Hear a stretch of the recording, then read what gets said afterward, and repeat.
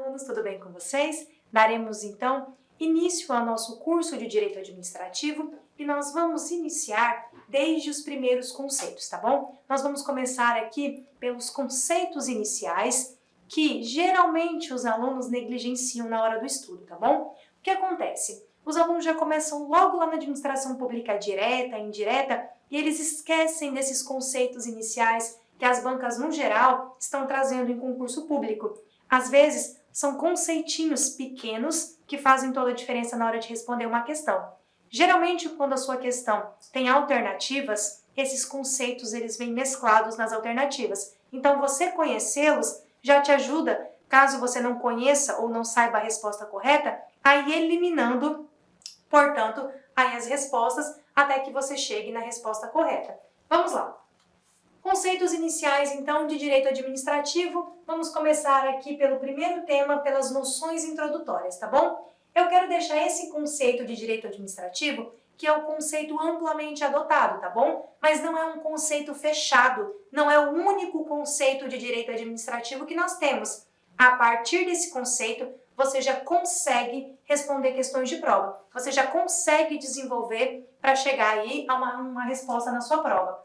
Logo, direito administrativo, conceituando, é um conjunto harmônico de princípios jurídicos, tá bom? Que regem os órgãos, os agentes, as atividades públicas tendentes a realizar concreta, direta e imediatamente os fins desejados pelo Estado. Você pode reformular isso aqui, você pode dizer que é o conjunto harmônico de princípios e regras, pode, tá bom? Essa ideia de conceito de direito administrativo é para que você formule o seu próprio conceito, ou para que você chegue na prova e se depare com um conceito um pouquinho diferente e consiga assimilar as palavras, tá bom? Esse é um conceito aqui, então, amplamente adotado de direito administrativo como sendo um conjunto harmônico, então, de princípios, cujos princípios regerão, então, os agentes, as atividades e todo o fim a que a administração pública está buscando, tá bom? Vamos lá ver a função administrativa. Para falarmos de função administrativa, eu preciso falar com você sobre os poderes, tá bom? Diz a Constituição que são poderes harmônicos e independentes entre si. O legislativo, o executivo e o judiciário. O que eu preciso chamar a sua atenção quando eu falo em executivo, legislativo e judiciário? Pessoal, os três exercem funções típicas, tá bom? O legislativo cria as leis, o judiciário julga e o executivo administra. Essas são as funções típicas, porém, cada um deles pode exercer outras funções atípicas, tá bom? O executivo nasce para administrar, mas ele eventualmente, atipicamente, também poderá legislar, tá bom? E também poderá julgar. O judiciário nasce precípua, a função precípua dele é julgar, mas ele também pode legislar, ele também pode administrar. Professora, dá um exemplo. Quando que o judiciário pode administrar? Quando ele lança um concurso público, quando ele precisa aí contratar, tá bom? Então, ele, nessa função atípica aí de administrar, ele vai realizar o seu próprio certame público, o seu próprio concurso público. Professora, quando que o Poder Judiciário, então, exerce a função do Legislativo? Quando ele cria o seu próprio regimento interno, as suas próprias normas internas. Percebam, cada poder pode exercer atipicamente as funções do outro. Elas não são absolutas, tá bom? A função administrativa, ela não é absoluta e exclusiva de um só poder. Os três poderes podem exercer as funções. Eles terão as suas funções típicas e também terão as funções atípicas, tá bom? Muito cuidado com isso, que eu já vi várias questões de prova cobrando justamente isso, tá bom? Vamos lá, ver o que tem na tela. Os poderes do Estado figuram de uma forma expressa em nossa Constituição. Sim, diz lá a nossa Constituição, são poderes da União, independentes e harmônicos entre si, o Legislativo, o Executivo e o Judiciário. Nós vamos encontrar isso aqui lá no artigo 2º da Constituição. A cada um dos poderes do Estado, Legislativo, Executivo e Judiciário, foi atribuída determinada função. Beleza, o Legislativo cria leis, o Executivo administra e o Judiciário julga. Assim, ao Poder Legislativo foi cometida a função normativa, de normatizar, de criar as leis, ao Executivo a função administrativa, que é de administrar, e ao judiciário, então, a função de julgar, a função jurisdicional. Entretanto, e eu grifei aqui, eu preciso que vocês levem isso para a vida inteira, não existe exclusividade no exercício da função. Não é só o judiciário que julga. Atipicamente, o legislativo julga. Exemplo, impeachment, tá bom? Não existe exclusividade no exercício das funções pelos poderes, mas uma preponderância, tá? Uma preponderância. Cuidado com isso. Bora lá de tabela. Segundo o professor José dos Santos Carvalho Filho, para a identificação da função administrativa, como que eu vou identificar, então, essa função administrativa? Para o professor José dos Santos, para que eu possa fazer a identificação da função administrativa, eu tenho aí 3 critérios para analisar a função administrativa. Professora, cai em prova? Cai. Esses critérios caem muito em prova. São critérios simples, critérios fáceis, que geralmente os alunos negligenciam. Vamos lá.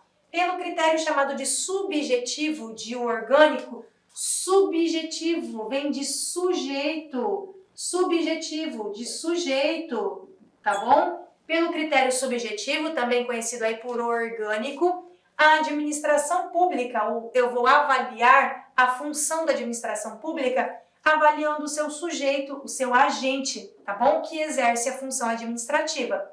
Pelo critério objetivo, também conhecido por material, eu vou ver o conteúdo da atividade administrativa. Eu não vou me importar com o sujeito que exerce a função. Para que o critério objetivo ou material, eu vou analisar o conteúdo da atividade.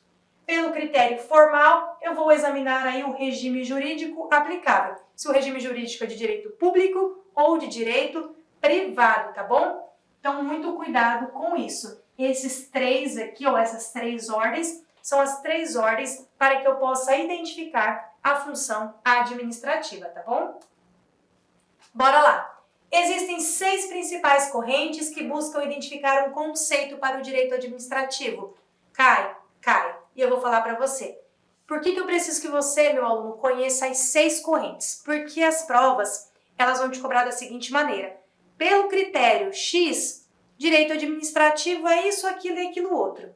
Mesmo que não seja o conceito amplamente adotado, ela não está perguntando se é o adotado, ela está dizendo, para o conceito X, o critério é esse. Perfeito, ela não está te perguntando hora nenhuma se é o adotado. Claro, você vai conhecer qual é o critério mais adotado, o que melhor se enquadra para nós, mas isso não quer dizer que ela não possa te cobrar qualquer um dos 6 conceitos, tá bom?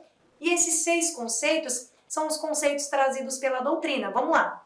Eu tenho um critério legalista para conceituar direito administrativo. Então, pelo critério legalista, direito administrativo é o conjunto de legislação administrativa. Perceba, o critério legalista vem de lei. Legalista vem de lei. Logo, para eu conceituar direito administrativo, lei é a legislação. Legislação administrativa.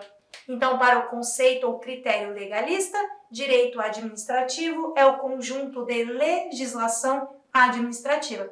Se a tua prova trouxer para você isso, você vai marcar como correto. Ela vai dizer assim, pelo critério legalista, direito administrativo é o conjunto de legislação administrativa. Tá perfeito, é exatamente isso. É o adotado? Não, mas ela não perguntou para você se é o adotado. Ela pergunta se você conhece o conceito. Perfeito. Critério do poder executivo. Pelo critério do poder executivo, o direito administrativo é o complexo de leis que disciplinam o exercício do poder executivo. É isso. Por esse critério, o direito administrativo nada mais é do que o complexo ou o conjunto de leis que vão disciplinar o poder executivo, tá bom? Pelo critério das relações jurídicas, direito administrativo é a disciplina das relações jurídicas travadas entre a administração pública e os particulares. Então, por esse critério, eu defino o direito administrativo como sendo o critério aí de relações jurídicas travadas entre a administração e os administrados. Pelo critério do serviço público, o direito administrativo é a disciplina jurídica que rege os serviços públicos. Pelo critério finalístico, direito administrativo é, portanto, o conjunto de atividades voltadas a executar os fins do Estado. Esse critério é bonito, né? O critério finalístico é então o conjunto de atividades voltadas com o fim de executar aí os comandos do Estado. Pelo critério negativista, direito administrativo é identificado a partir de um critério residual ou por exclusão. Tudo que não for os demais ramos do direito para o critério negativista será conceito aí então de direito administrativo. E atualizado em 2/2/2021, conforme a doutrina e a jurisprudência, nós vamos levar o critério funcional como adotado hoje, tá bom? Para conceituar direito administrativo. Hoje, vocês vão adotar o critério funcional na conceituação de direito administrativo.